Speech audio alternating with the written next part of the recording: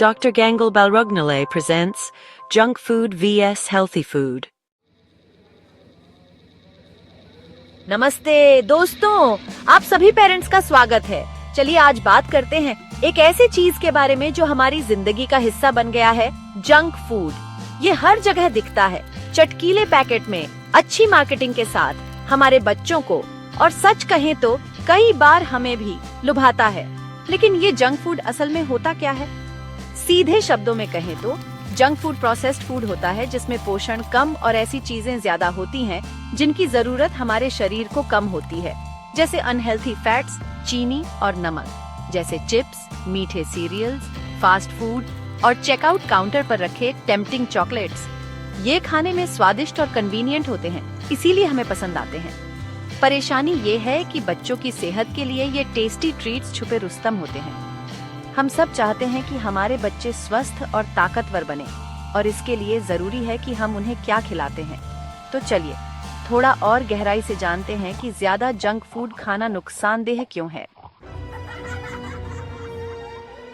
अब मैं ये नहीं कह रही हूँ कि हमें सब मीठा हमेशा के लिए बंद कर देना है।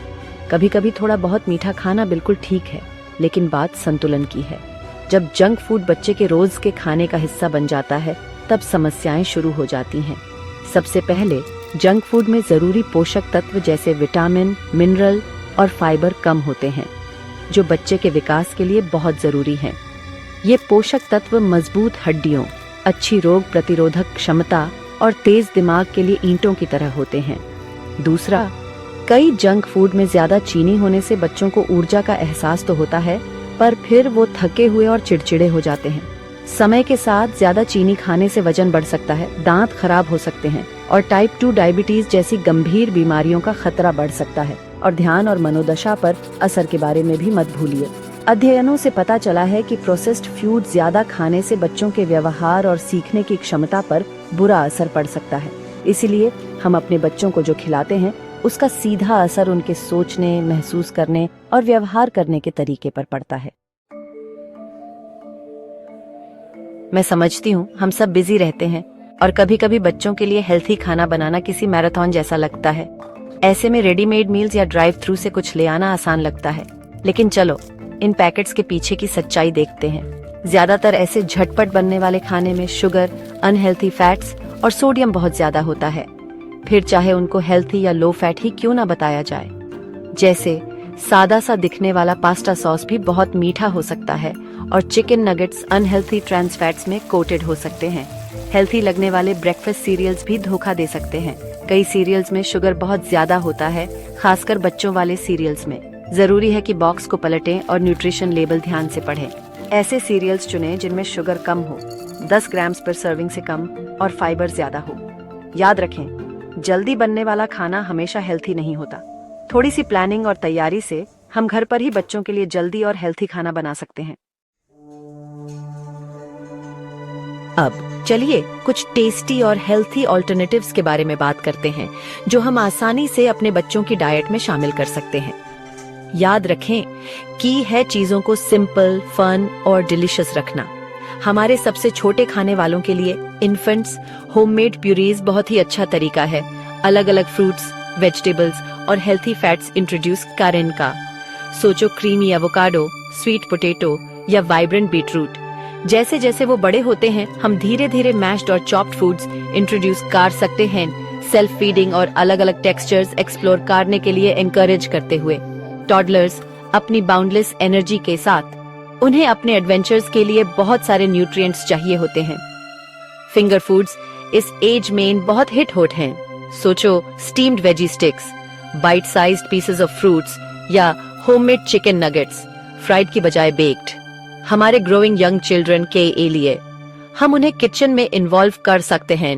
उन्हें वेजिटेबल्स धोने, इंग्रेडिएंट्स मिक्स करने या फिर अपनी फन फूड क्रिएशंस बनाने में हेल्प करने दें। ये न सिर्फ मील टाइम को और एंजॉयबल बनाता है, बल्कि उन्हें फूड के साथ एक पॉजिटिव रिलेशनशिप डेवलप करने में भी मदद करता है। भाग 5, छोटे बच्चों को ऊर्जा देना। बच्चों के लिए ऊर्जा सेवन सिफारिशों का विश्लेषण। हम सब जानते हैं कि बच्चों को बढ़ने, सीखने और खेलने के लिए ऊर्जा की जरूरत होती है। लेकिन उन्हें वास्तव में कितनी ऊर्जा चाहिए और वह ऊर्जा कहाँ से आनी चाहिए? खैर, यह उम्र, गतिविधि स्तर और व्यक्तिगत जरूरतों पर निर्भर करता है, लेकिन एक सामान्य गाइड के रूप में बच्चों के लिए संतुलित आहार में शामिल होना चाहिए। कार्बोहाइड्रेट, उनके दैनिक कैलोरी सेवन का लगभग 45 से 60% कार्बोहाइड्रेट से आना चाहिए, जो शरीर को ऊर्जा प्रदान करते हैं। साबुत अनाज, फल, सब्जियां और फलियां जैसे हेल्दी कार्ब्स पर ध्यान दें। प्रोटीन, उनकी कैलोरी का लगभग 10 से 30% प्रोटीन से आना चाहिए, जो विकास और मरम्मत के लिए आवश्यक है। अच्छे स्रोतों में लीन मीट, मछली, अंडे, बीन्स, दाल और डेयरी उत्पाद शामिल हैं।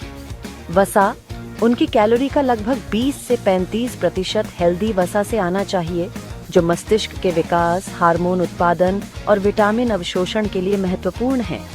उनके आहार में एवोकाडो, नट्स, बीज और तैलीय मछली जैसे खाद्य पदार्थ शामिल करें। याद रखें, ये सिर्फ सामान्य दिशा निर्देश हैं। अपने बच्चे की विशिष्ट पोषण संबंधी जरूरतों को निर्धारित करने के लिए हमेशा बाल रोग विशेषज्ञ या पंजीकृत आहार विशेषज्ञ से परामर्श करना सबसे अच्छा होता है।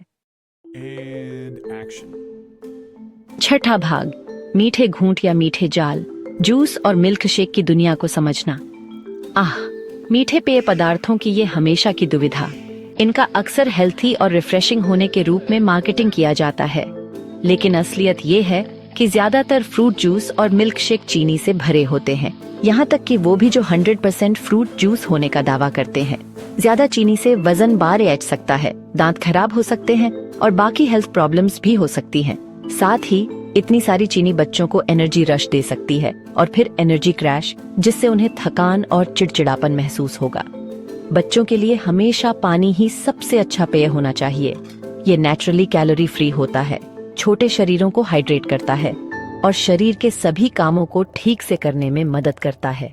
अगर आपके बच्चे को फ्रूट जूस पसंद है तो उसे कम मात्रा में दें और उसे पानी में मिलाकर पतला कर दें।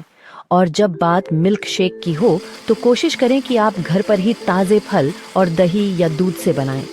इस तरह आप इंग्रेडिएंट्स कंट्रोल कर सकते हैं और चीनी की मात्रा भी। सातवां भाग, सिर्फ दूध से ज्यादा। दूध के सप्लीमेंट्स की दुनिया में सच्चाई और भ्रम को अलग करना। अक्सर बच्चों की डाइट में दूध को जरूरी बताया जाता है और सही भी है। ये कैल्शियम का अच्छा सोर्स है जो मजबूत हड्डियों और दांतों के लिए जरूरी है। लेकिन मार्केट में इतने सारे दूध के सप्लीमेंट्स के साथ ये समझना मुश्किल हो सकता है कि हमारे बच्चों के लिए सबसे अच्छा क्या है। चलिए कुछ कंफ्यूजन दूर करते हैं। दूध के सप्लीमेंट्स हमेशा जरूरी नहीं होते। अगर आपका बच्चा हेल्दी खाना खाता है और कई तरह के कैल्शियम वाले खाने जैसे डेयरी प्रोडक्ट्स, हरी पत्तेदार सब्जियां और फोर्टिफाइड सीरियल्स खाता है, तो उन्हें दूध के सप्लीमेंट की जरूरत नहीं होती। अपने डॉक्टर से बात करें। अगर आपको अपने बच्चे के कैल्शियम इंटेक की चिंता है या उन्हें खाने में कोई परहेज है, तो हमेशा अपने डॉक्टर से सलाह लेना सबसे अच्छा होता है। वो आपके बच्चे की जरूरतों को समझकर सबसे अच्छा तरीका बता सकते हैं। सप्लीमेंट्स सोच समझकर चुनें।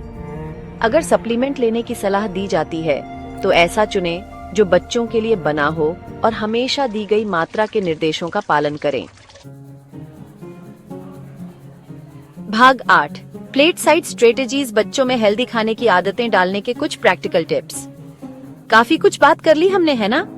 लेकिन अच्छी खबर ये है कि बच्चों में अच्छी खाने की आदतें डालना कोई जंग नहीं है। यहाँ कुछ आसान टिप्स दिए गए हैं। एक आदर्श बने। बच्चे हमें देखकर सीखते हैं, तो चलिए उन्हें दिखाते हैं कि हमें हेल्दी खाना कितना पसंद है। खाने के समय को मजेदार बनाएं। खाने की मेज पर एक अच्छा और आरामदायक माहौल बनाएं। अपने बच्चों को खाने की योजना बनाने और उसे तैयार करने में शामिल करें। नए खाने को धीरे धीरे शुरू करें। अगर आपका बच्चा तुरंत कोई नया खाना पसंद नहीं करता है तो निराश न हो। उसे अलग अलग तरीकों से देते रहें और आखिरकार वे आपको चौंका सकते हैं। खाने के समय ध्यान भटकाने वाली चीजों को सीमित करें। टीवी बंद कर दें, फोन दूर रख दें और साथ में खाना खाने का आनंद लें। खाने को इनाम या सजा के तौर पर इस्तेमाल न करें। इससे खाने के साथ अस्वास्थ्यकर रिश्ते बन सकते हैं। याद रखें, हर बच्चा अलग होता है और जो एक के लिए काम करता है वो दूसरे के लिए काम नहीं भी कर सकता है।